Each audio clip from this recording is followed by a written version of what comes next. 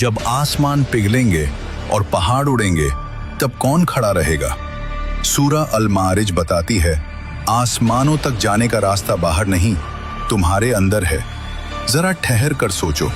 इंसान हमेशा पूछता है, अगर सच में कोई अजाब है तो अभी क्यों नहीं आता? और कुरान जवाब देता है, सअल साइलुन बिअदाबिन वाक़िअ।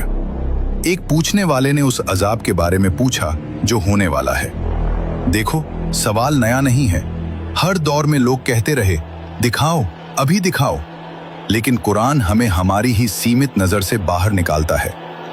तारुजुल मलाइकतु वर्रूहु इलैहि फी यौमिन काना मिक़दारुहु 50 अल्फ सना।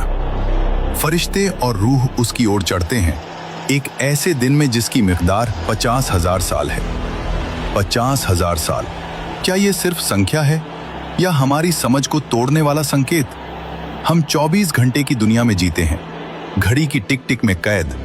लेकिन यह आयत कहती है, तुम्हारा समय अंतिम समय नहीं है, तुम्हारी दुनिया पूरी हकीकत नहीं है। साइंस एंगल, रिलेटिविटी हमें बताती है, समय स्थिर नहीं, गति बदलो, गुरुत्व बदलो, समय बदल जाता है। तो क्या कुरान हमें यह सिखा रहा है कि डिवाइन डायमेंशन में समय की परिभाषा अलग है?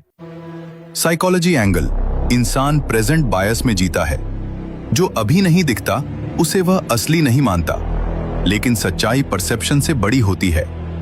फिलॉसफी, समय अगर रिलेटिव है तो तुम्हारा निर्णय भी इटर्नल इंपैक्ट रख सकता है। सूरह हमें उस दिन की झलक दिखाती है, यौम तकूनु समाउ कल मुहल, जिस दिन आसमान पिघले हुए तांबे जैसा होगा। व तकूनुल जिबालु कल इहन, और पहाड़ रंगी हुई ऊन की तरह उड़ेंगे। आसमान जो हमें सबसे स्थिर लगता है पिघल जाएगा। पहाड़ जो हमें सबसे मजबूत लगते हैं रेशे बनकर उड़ जाएंगे। यह सिर्फ दृश्य नहीं है, यह संदेश है। जिसे तुम परमानेंट समझते हो वह टेम्पररी है। साइंस रिमाइंडर, स्टार्स कोलैप्स होते हैं, गैलेक्सीज टकराती हैं, एंट्रोपी हर स्ट्रक्चर को तोड़ देती है। यूनिवर्स भी डीके के नियम से बाहर नहीं। एग्जिस्टेंशियल फिलॉसफी, अगर बाहर सब अनस्टेबल है तो स्थिरता कहाँ है? यही सवाल इंसान को बेचैन करता है। अब इंसान की तरफ आओ। सूरह अचानक ब्रह्मांड से हटकर सीधे तुम्हारे दिल में उतरती है। इन्नल इंसान खुलिका हलुआ, निश्चय ही इंसान अधीर पैदा किया गया है। यह इल्जाम नहीं है, यह डायग्नोसिस है। Follow this carefully. इज़ा मस्सहु शर्रु जज़ुआ, जब उसे बुराई छूती है वह घबरा जाता है। व इज़ा मस्सहुल खैरु मनुआ, और जब उसे भलाई मिलती है वह रोक कर रखता है। डर, लालच, अधीरता, यह इंसान की डिफॉल्ट सेटिंग है।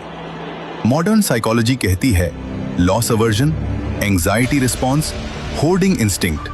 तुम्हारा नर्वस सिस्टम सर्वाइवल मोड में बना है। लेकिन कुरान तुम्हें शर्मिंदा नहीं कर रहा, वह तुम्हें आईना दिखा रहा है। लेकिन यही सूरह मुड़ती है। एक एक्सेप्शन ग्रुप आता है, इल्लल मुसल्लीन, सिवाय उन लोगों के जो नमाज कायम रखते हैं। फॉलो मी, यहां से असेंट शुरू होता है। नमाज सिर्फ रिचुअल नहीं है, यह रिदम है। दिन को तोड़ने वाली डिवाइन इंटरप्शन है। ब्रेन रीवायरिंग शुरू हो जाती है। जब तुम सजदा करते हो तुम अपने ईगो को जमीन पर रखते हो। जब तुम नियमित खड़े होते हो तुम अपनी बेचैनी को डिसिप्लिन करते हो। सूरह आगे कहती है, वल्लदीना फी अम्वालिहिम हक्कुन मालूम, और जिनके माल में एक तयशुदा हिस्सा है। चैरिटी क्या है? ग्रीड का इलाज। बिहेवियरल साइंस कहती है, giving activates reward circuits. Self centred anxiety कम होती है। जब तुम देते हो तुम स्कैर्सिटी माइंडसेट को तोड़ते हो। फिर आयत कहती है, वल्लदीना युसद्दिकून बियौमिद्दीन, और जो बदले के दिन को सच मानते हैं। Follow this deeply. Accountability belief तुम्हारे हर फैसले का फ्यूचर बदल देता है। फिलॉसफी ऑफ रिस्पॉन्सिबिलिटी, अगर ब्रह्मांड मॉरल स्ट्रक्चर रखता है तो तुम्हारा हर कर्म वेट रखता है।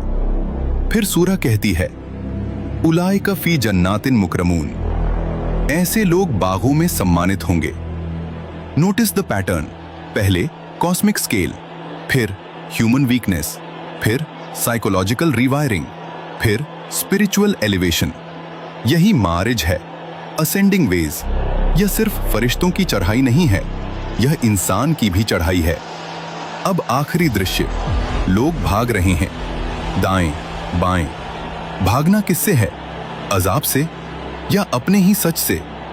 Avoidance behaviour, existential fear, mortality awareness. सूरह अल मारिज हमें डराने नहीं आई, यह हमें बताने आई है तुम फ्रेजाइल हो, तुम अधीर हो, तुम लालची हो, लेकिन तुम बदल सकते हो। हर सजदा एक सीढ़ी है, हर सच्चाई एक ऊंचाई है, हर सब्र एक असेंट है। आसमान की तरफ देखने से पहले अपने अंदर की सीढ़ियां बनाओ, क्योंकि असली मारिज दिल के अंदर शुरू होती है।